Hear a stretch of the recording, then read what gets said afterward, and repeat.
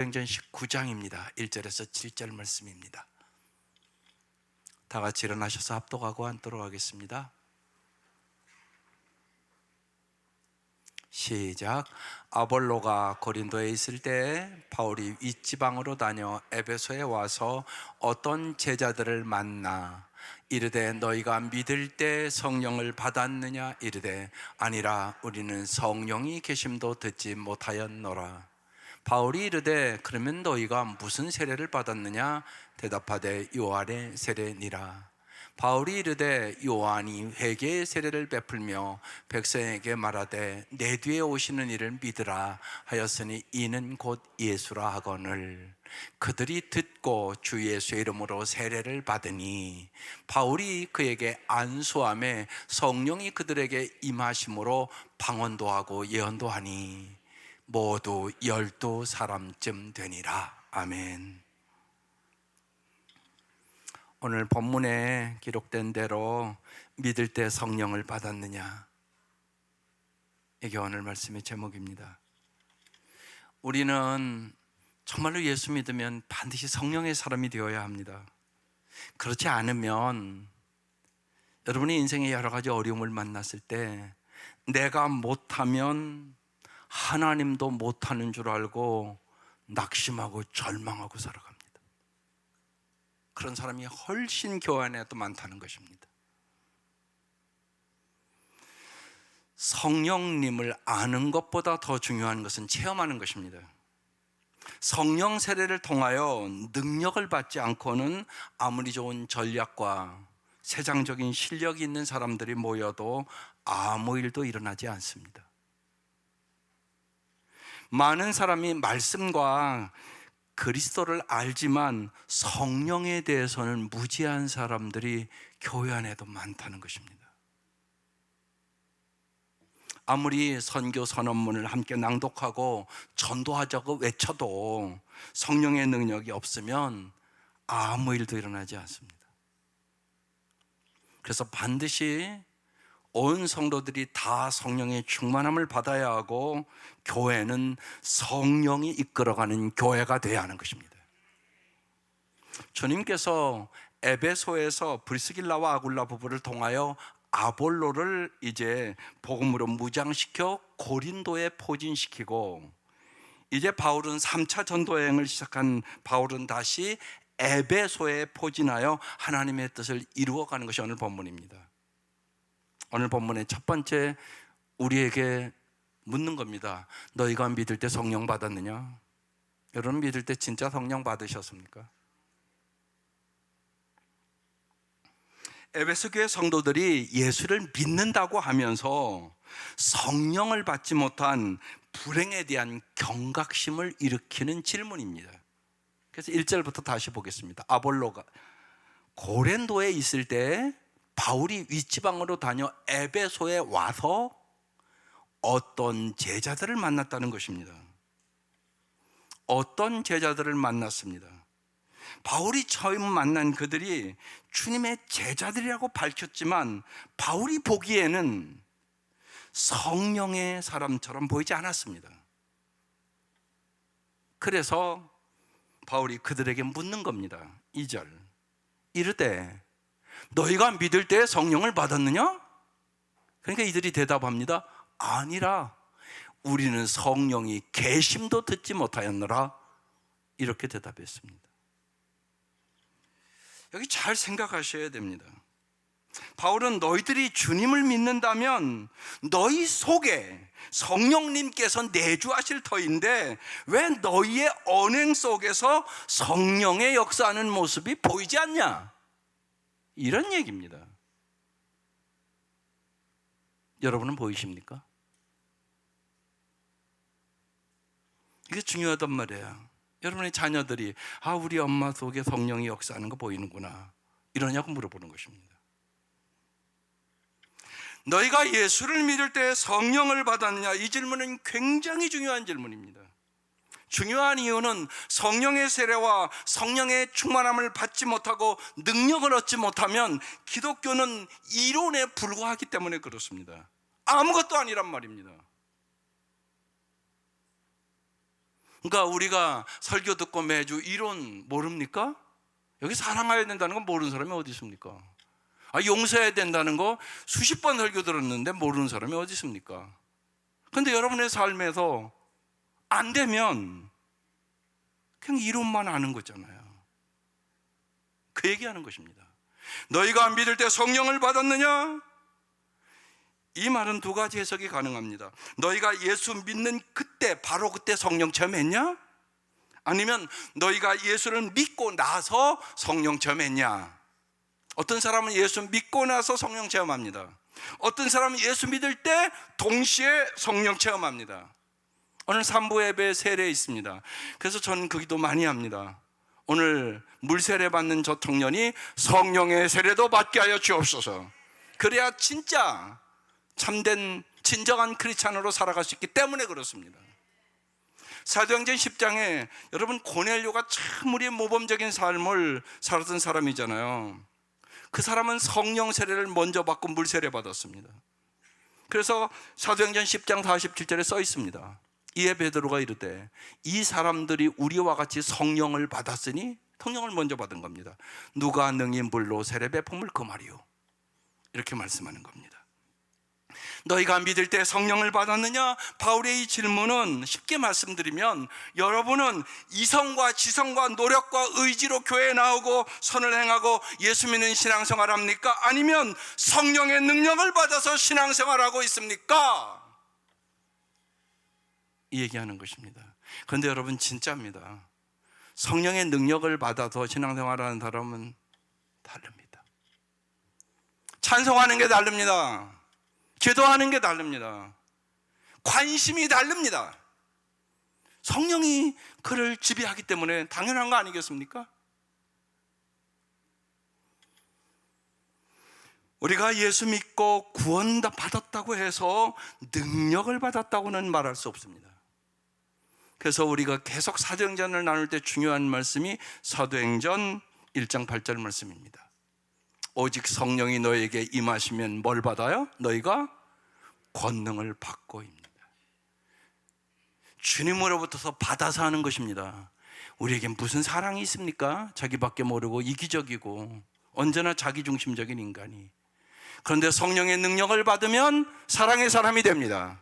용서의 사람이 됩니다. 내 마음이 변화됩니다.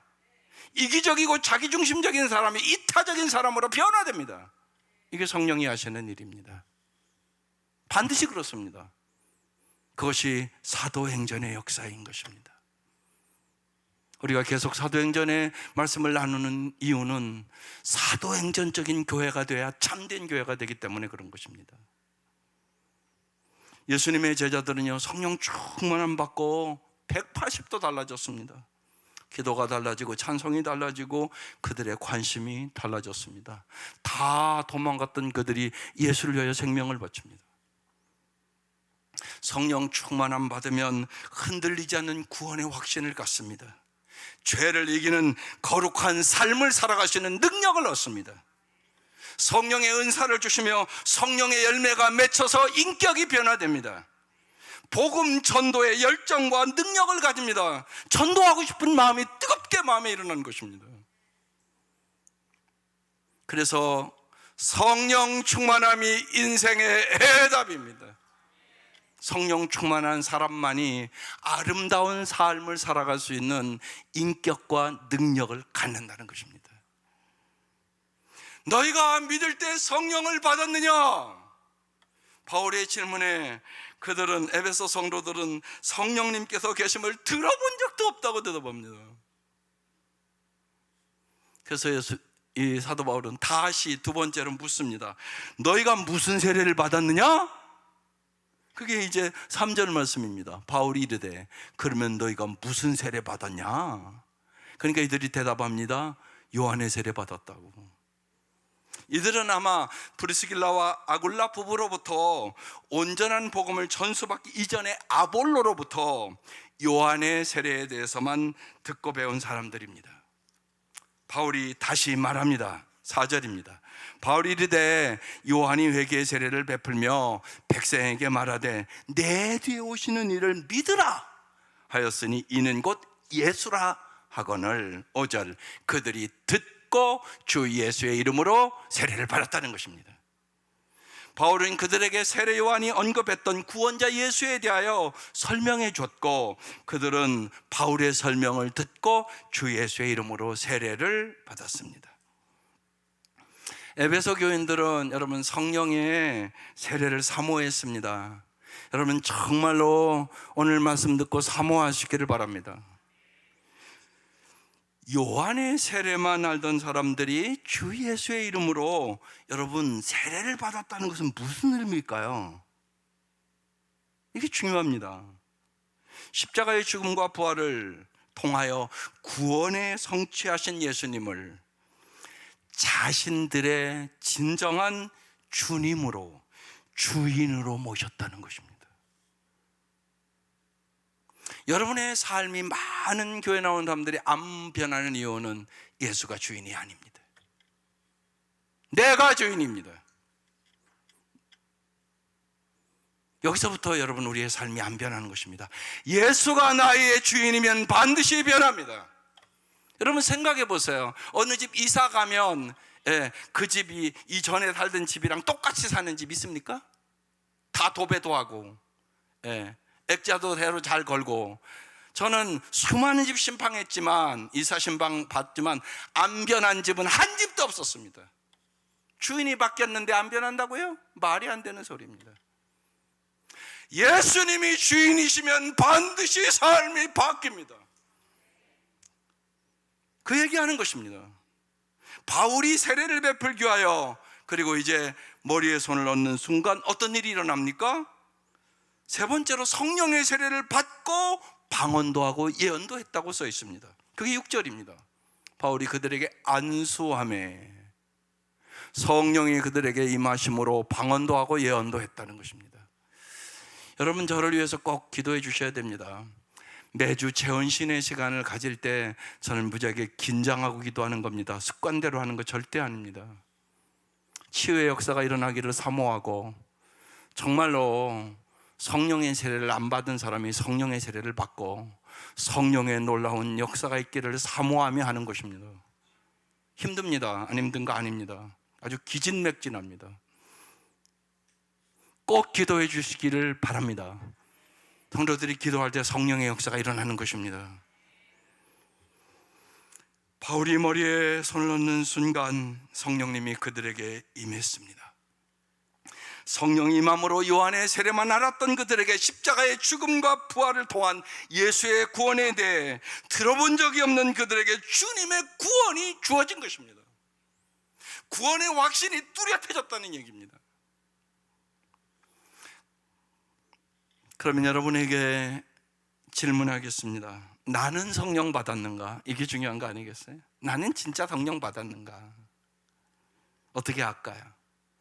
바울은 고린도전서 12장 3절에 우리에게 자세히 설명해 주고 있습니다. 함께 읽겠습니다.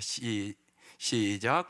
그러므로 내가 너에게 알리노니 하나님의 영으로 말하는 자는 누구든지 예수를 저주할 자라 하지 아니하고 또 성령으로 아니하고는 누구든지 예수를 주시라 할 수 없느니라.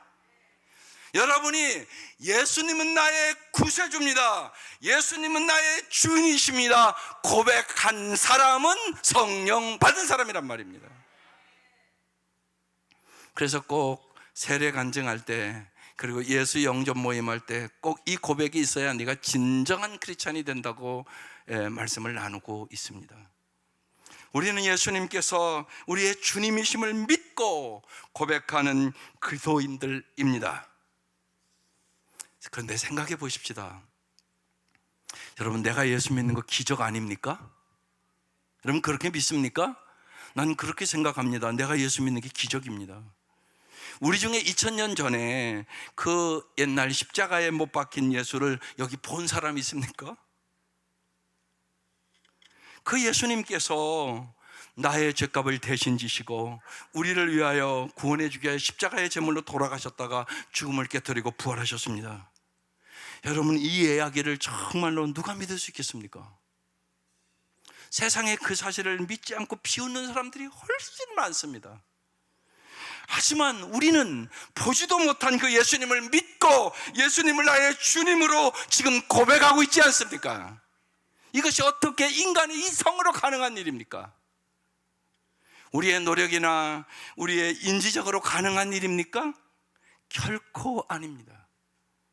주님의 영이신 성령님께서 임하심으로 십자가의 예수님을 우리의 주님으로 믿고 고백하며 오늘 이 자리에 나와 있는 것입니다. 이게 기적이란 말입니다. 내가 예수를 믿은 게 아니란 말입니다. 성령님께서 여러분 한 사람 한 사람을 불러주신 것입니다. 그런데 여기서 우리가 꼭 주목해야 할 것이 있습니다. 오늘 말씀이 바울이 어떤 제자들에게 너희가 믿을 때 성령을 받았느냐 묻는 것으로 시작하고 있습니다. 그때까지 그들은 요한의 세례만 알 뿐 주님의 십자가와 부활과 그리고 이 땅에서 다시 강림하신 성령님에 대하여 전혀 몰랐습니다. 따라서 성령이 그들에게 임하기 전이었기에 바울이 보기에 그들의 언행 속에서는 주님이 전혀 드러나 보이지 않았다는 것입니다. 바꾸어 말하면 성령이 임하면 주님을 주인으로 믿고 고백하는 사람들의 언행을 통해서는 반드시 주님이 드러나 보여야 한다는 것입니다. 주님의 겸손이, 주님의 거룩하심이, 주님의 신실하심이, 주님의 사랑이 드러나야 한다는 것입니다. 이게 안 드러나면 내가 진짜 주님이 나의 주인인가? 또 내가 성령의 충만함을 아는가? 이 질문을 해보셔야 합니다. 중요합니다. 왜냐하면 여러분의 많은 자녀들이 여러분 때문에 예수 안 믿는 자녀들도 많습니다. 그건 왜 그런 겁니까? 여러분의 삶에 주님의 겸손이, 주님의 거룩하심이, 주님의 신실하심이, 주님의 사랑이 보이지 않는 것입니다. 이 생각을 꼭 하고 성령의 충만함을 사모하셔야 합니다. 우리의 언행을 통하여 주님이 드러내 보이지 않고서야 어떻게 우리가 영이신 주님을 주인으로 모신 주님의 제자라고 세상 사람들에게 이야기할 수 있겠습니까? 없단 말입니다. 특별히 오늘 이 시대는 더 그런 것 같습니다. 보여줘 네 행동을. 너 예수 믿는다며? 예수님의 삶을 보여달라고 세상 사람들이 우리에게 그렇게 지금 도전하고 있는 것입니다. 우리는 모두 죄와 허물에도 불구하고 주님의 구원의 은혜가 먼저 임했기 때문에 구원받은 그리스도인입니다. 이제는 우리 속에 임하신 성령의 능력에 의지하여 주님의 말씀을 따라 살아가야 할 성화의 의무가 우리에게 있다는 것입니다. 예수 믿으면 성도답게 거룩한 삶을 살아야 한다는 것이에요. 그래야 세상 사람들이 우리를 보고 예수 믿지 않겠습니까? 저 사람들의 삶 보니까 나도 저렇게 살고 싶어. 그 예수를 닮는 삶입니다. 바울의 삶을 보십시다. 바울은 심하게 주님을 대적하고 예수 믿는 사람 핍박하고 심지어는 스데반이 죽을 때 앞에서 박수치고 그렇게 살았던 사람입니다. 오직 주님의 은혜로 구원을 받았습니다. 그거부터 어떻게 사신지 아십니까? 날마다 성령의 능력으로 자신을 복종시킵니다. 날마다 자신을 부인합니다. 그리고 주님의 말씀에 순종합니다. 그러면서 뭐라고 얘기합니까? 나는 날마다 죽노라. 나는 죽고 예수로 날마다 산다고 얘기하는 것입니다. 구원이 인간의 이성과 의지를 초월하여 주님께서 주신 신비로운 말로는 형용할 수 없는 놀라운 은혜의 선물이라면 우리 이 선물 다 받은 사람이란 말입니다. 구원받은 그리스도인의 성화는 성령님의 도우심으로 주님의 은혜에 대한 인간의 이성과 의지를 다한 응답이 되어야 하는 것이에요. 내가 주님의 그 크신 은혜와 사랑을 받았으니까 이것이 흘러가야 되는 것은 마땅한 거라는 것입니다. 그래서 우리가 주님의 은혜를 깨달은 만큼 주님의 십자가의 사랑을 깊이 느낀 만큼 내 삶이 아름다워지는 것입니다. 주님을 닮아가는 기도인에 의하여 세상은 새로워지는 것입니다. 주님께서 그 성화된 사람을 통하여 오늘도 역사하시기 때문에 그렇습니다. 영국의 짐 그레함이라는 유명한 목사님이 계십니다. 많이 공부도 했고 목회도 참 잘하셨고 아주 지성인이셨습니다. 목회 12년이 지난 어느 날 어느 무명의 목사님을 만났는데 그를 통하여 자신에게 뭔가 영적으로 부족한 것을 깊이 느꼈습니다. 가서 이야기를 할까? 근데 부끄러운 마음이 들어서 얘기도 못하고 집으로 돌아왔습니다. 어느 날 설교 준비하는 방에 들어가 문을 닫고 조용히 기도하는데 자기가 그렇게 비참하게 느껴졌다는 것입니다. 주님께 묵상하며 기도하는 중에 성령님이 임재하셨습니다. 성령의 기름 부음을 부어주셨습니다. 눈물이 쏟아지면서 자신의 교만과 율법적이고 인간적이고 이기적인 것을 성령께서 다 보여주셨습니다. 오랜 시간 그렇게 지난 후 짐 그레함 목사는 말했습니다. 그 후 설교에 성령의 기름 부음이 있고 내 말에 성령의 기름 부음이 있고 성령의 움직임이 내 삶에 내 목회에 보이기 시작했다. 이 경험이 우리의 경험 되시기를 바랍니다. 저는 온누리 교회에 가서 하영조 목사님에게 목회를 배웠습니다. 고 하영조 목사님이 제가 어느 날 거기 공부하는데 그 간증을 했습니다. 1991년 어느 날 주님 앞에 기도하는데 주님이 그러더라는 것입니다. 내가 이제까지 말씀 목회를 잘했다고, 말씀으로 성도들을 잘 무장시켰다고, 근데 앞으로는 성령 목회를 해라, 성령 목회를 해라 그러셨다는 것입니다. 그리고 정말 성령의 놀라운 역사를 경험하면서 2만 명 가까이 선교사를 보내게 됐다는 간증을 하셨습니다. 복음만 남긴 성령의 사람 하영조, 그렇게 책을 냈습니다. 사랑하는 성도 여러분, 교회는 성령이 이끄는 교회가 되어야 합니다. 여러분, 우리 자신도 교회를 얼마 오래 다녔느냐, 직분이 있느냐, 그것은 그렇게 중요한 것이 아니올지다. 믿을 때 성령을 받았느냐, 정말 성령의 옷을 입었느냐, 성령의 기름 부음을 받았느냐가 중요합니다. 믿습니까? 여러분의 예수의 진리가 없다는 얘기 아닙니다. 영적인 능력이 없다는 것입니다.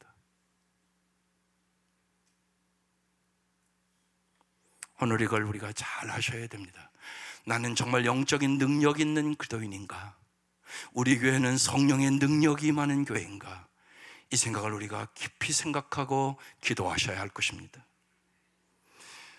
우리가 어떻게 전도할 수 있겠습니까? 오직 성령의 능력으로 전도하는 것입니다. 성령의 능력이 임하야만 세상을 이기고 죄악을 이기고 마귀를 이기고 자기 자신을 이길 수 있습니다. 성령에 충만하지 않으면 내 자기 자신도 못 이깁니다. 게으른 습관, 나태한 습관, 남을 비방하는 습관, 불평하는 습관, 원망하는 습관, 그 습관들 하나를 못 고칩니다. 오직 성령의 역사에만 정말 술이 끊어지고 담배가 끊어지고, 요새는 여러분 이렇게 재혼신 이렇게 기도하면 부모들이 우리 아이가 이제 고등학생인데 담배를 피우기 시작했다고, 어떻게 하면 좋겠냐고 기도해 주세요. 그런 기도문도 나옵니다. 여러분이 끊어질 수 있습니까?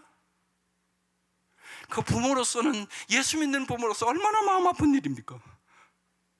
여러분의 힘으로 못 끊습니다. 오직 성령의 능력으로 끊어집니다. 믿으시기를 바랍니다. 그래서 정말 다음 세대를 위하여 기도해 주셔야 합니다.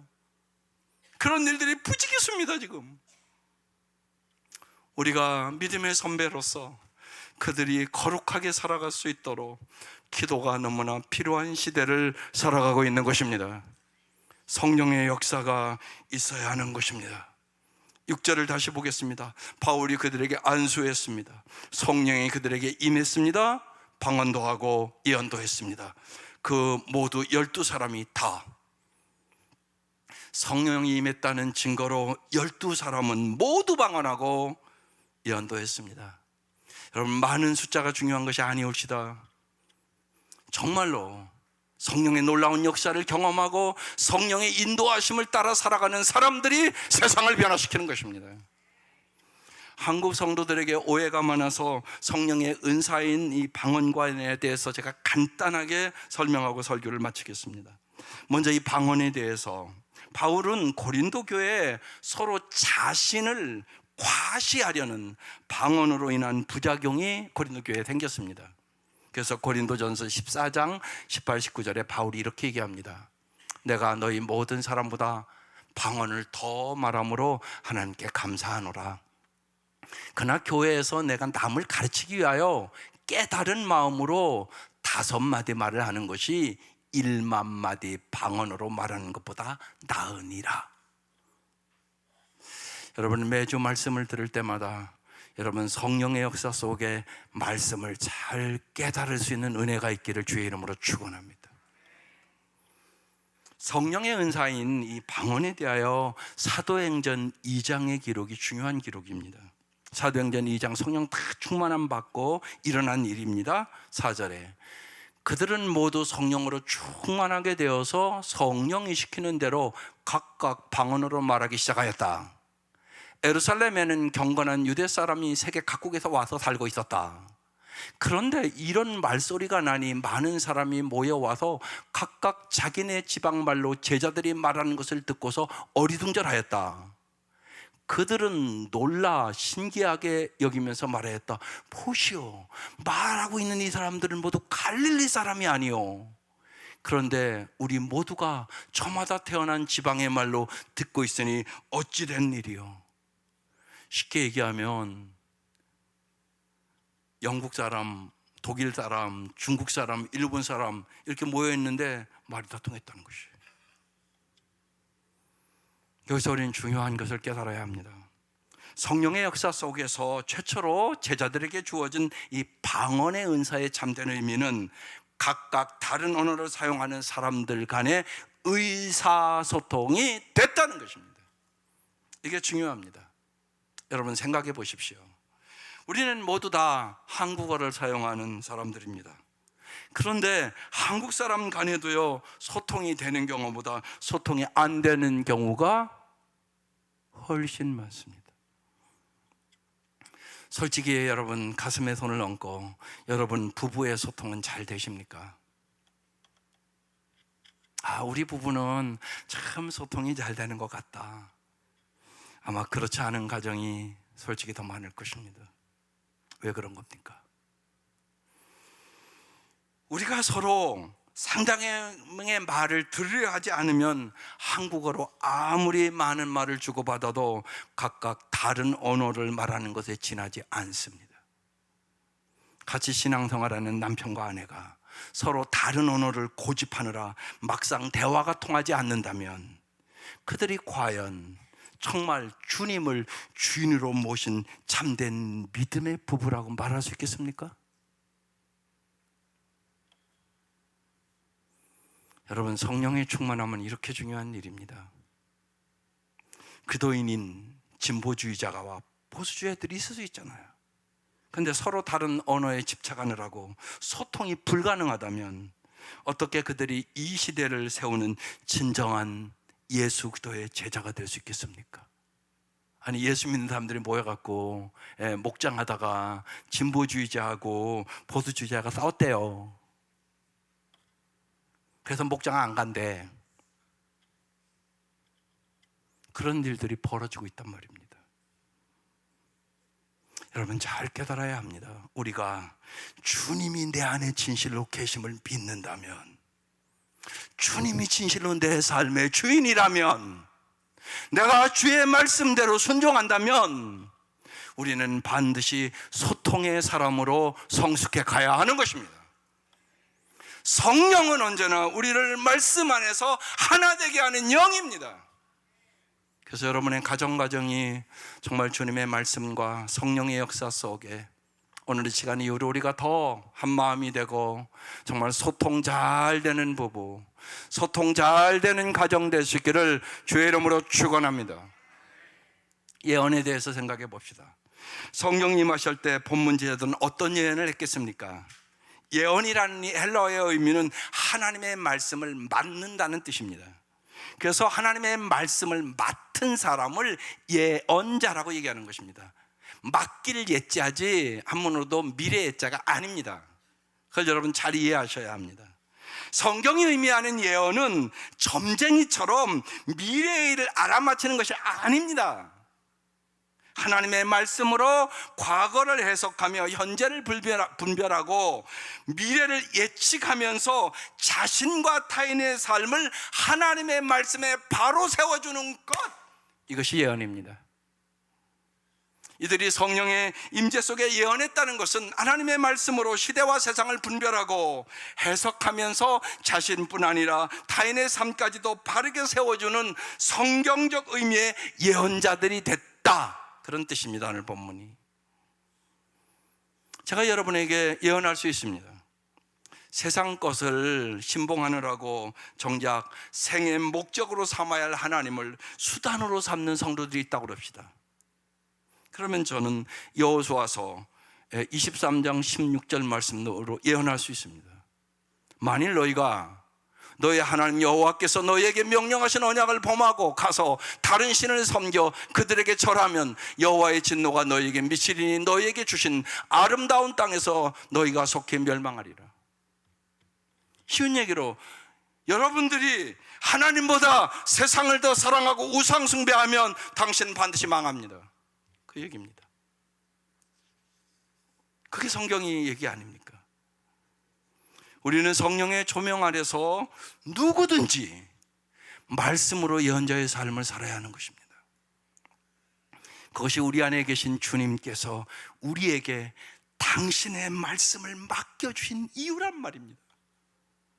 네가 오늘 이 시간 이 말씀을 듣고 네 자녀에게 전해. 그래서 너의 사랑하는 모든 사람들이 말씀으로 살아야 승리하는 것이야, 그러는 거잖아요. 나만 듣고 말하면 안 된단 말이에요. 나도 내 사랑하는 자녀들도 말씀대로 살아야 승리하는 거잖아요. 그래서 여러분이 매주 예언자 되셔야 하는 것입니다. 본문 12절에 성령이 임하셨을 때 모두가 방언과 예언을 동시에 했습니다. 성령님이 은사로 주신 것입니다. 성령이 역사하면 정말 사랑의 언어가 나오고 용서의 언어가 됩니다. 방언의 소통력은 공감력입니다. 공감 없이 소통은 불가능한 겁니다. 예언은 감화력입니다. 사람을 돌이키게 하는 것은 성령의 감화가 없이는 불가능합니다.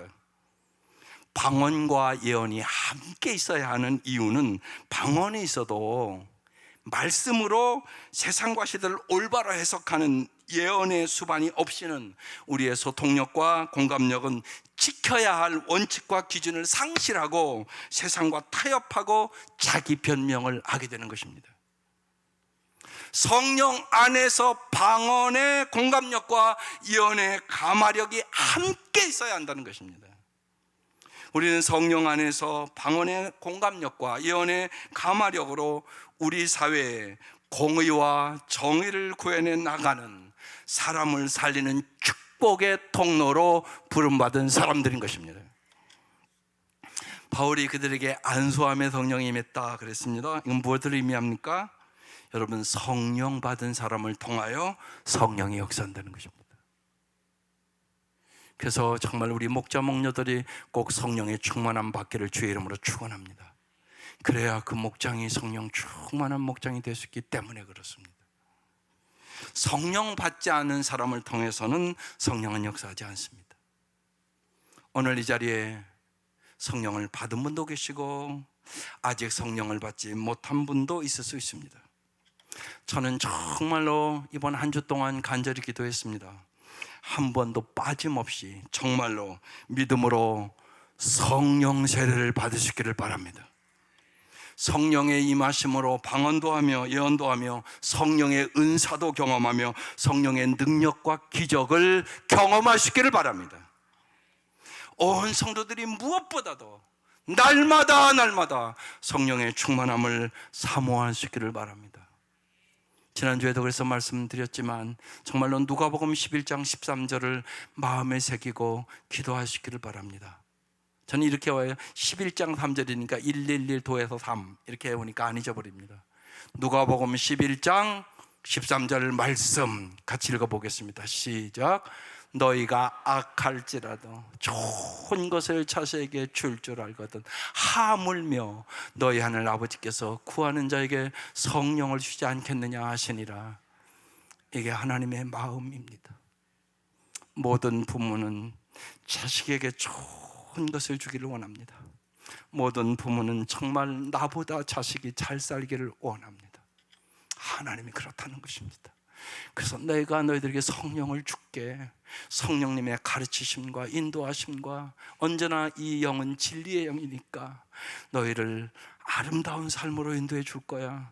가장 좋은 것이 성령 받는 거야. 그렇게 말씀하고 있는 것입니다. 사도 바울은 여러분이 잘 아는 에베소 5장 18절에도 간절하게 얘기합니다. 뭐라고 얘기합니까? 술 취하지 말라. 이는 방탕한 것이니 오직 성령으로 충만함을 받으라. 우리가 성령의 충만함을 받지 않으면 분별력이 없다는 얘기입니다. 중요한 것과 중요치 않은 것, 영원한 것과 썩어질 것, 여러분 우리가 그것을 분별해야 아름다운 삶을 살지 않겠습니까?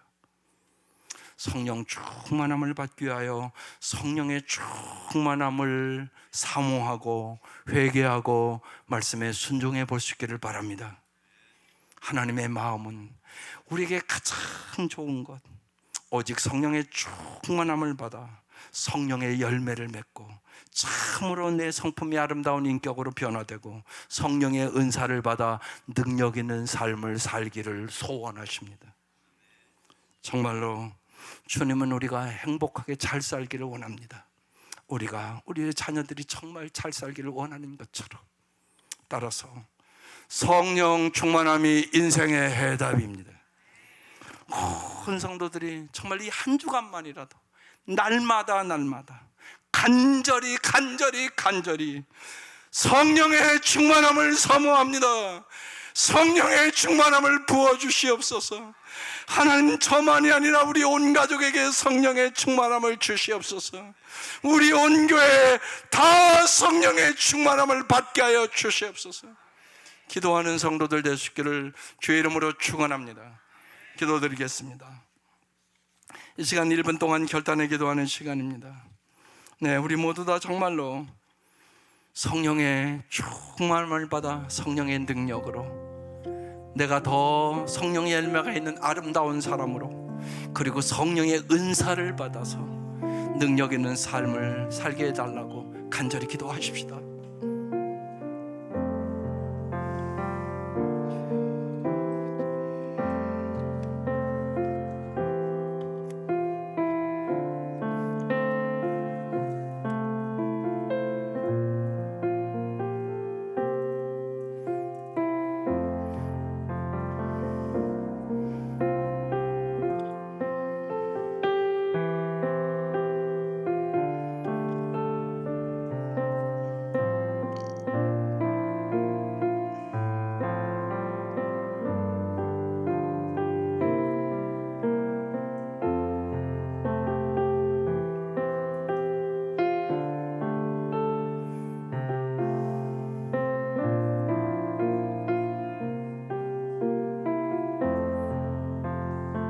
하나님 아버지, 진실로 간절히 주님 앞에 간구합니다. 성령님이 역사하는 가정이 되게 하여 주옵소서. 성령님이 역사하는 교회가 되게 하여 주옵소서. 성령의 은사를 받아 우리가 기쁨으로 하나님의 사역을 감당하게 하여 주옵소서. 하나님의 비전이, 하나님이 주시는 꿈과 환상이 이끌어가는 교회와 가정이 되게 하여 주옵소서. 진실로 주님께서 이 한 주간 역사하여 주셔서 사모하는 영혼들을 만족시켜 주시고 한 영혼도 빠짐없이 다 성령의 충만함을 받아 성령의 능력으로 살아가게 하여 주시옵소서. 예수님의 이름으로 기도드립니다. 아멘.